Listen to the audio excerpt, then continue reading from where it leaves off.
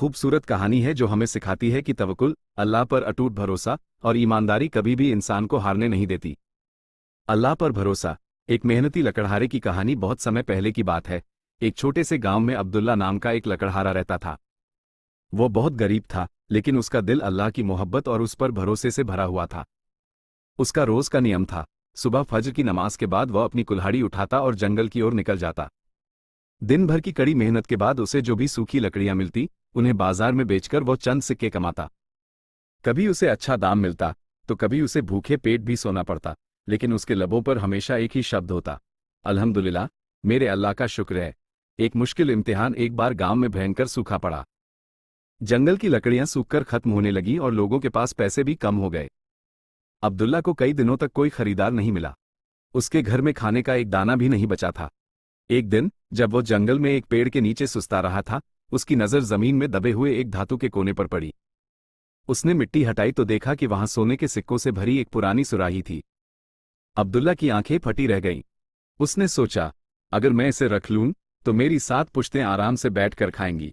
लेकिन तभी उसके दिल से आवाज आई, अब्दुल्ला, क्या तुम्हारा रिस्क अल्लाह के हाथ में है या इस सुराही में? क्या तुम हराम के माल से अपना पेट भरोगे? ईमानदारी और भरोसा। अब्दुल्ला ने उसी वक्त अल्लाह से तौबा की और सुराही को लेकर गांव के काजी, न्यायाधीश के पास पहुंच गया। उसने सारी बात सच सच बता दी। काजी साहब हैरान रह गए कि एक शख्स जो दाने दाने को मोहताज है, उसने सोने से भरी सुराही को हाथ तक नहीं लगाया। तभी वहां गांव का सबसे अमीर और घमंडी व्यापारी आया। वह अक्सर गरीब लकड़हारे का मजाक उड़ाया करता था। जब उसने यह मंजर देखा तो उसने अब्दुल्ला से पूछा, अरे नादान, तूने इसे छुपाया क्यों नहीं? तुझे कौन देख रहा था? अब्दुल्ला ने मुस्कुराकर बड़े सुकून से जवाब दिया, सेठ जी, दुनिया की आंखें सो सकती हैं, लेकिन मेरा अल्लाह कभी नहीं सोता। मुझे उस पर भरोसा है कि वो मुझे मेरी मेहनत का फल देगा। जो मेरे नसीब का है वो मुझे मिलकर रहेगा, और जो मेरे नसीब का नहीं, उसे मैं छीन कर नहीं लेना चाहता। दिलों की जीत। अब्दुल्ला की इस बात ने उस अहंकारी व्यापारी के दिल पर गहरा असर किया। उसे एहसास हुआ कि असली दौलत सोना चांदी नहीं, बल्कि वह सुकून है जो अल्लाह पर भरोसे से मिलता है। व्यापारी ने अब्दुल्ला से माफी मांगी और गांव के लोगों के सामने उसकी ईमानदारी की मिसाल दी। काजी साहब ने उस खजाने के असली मालिक की तलाश की, लेकिन जब कोई नहीं मिला तो सुल्ताने वक्त के हुक्म से उस खजाने का एक बड़ा हिस्सा अब्दुल्ला को उसकी ईमानदारी के इनाम के तौर पर दे दिया गया।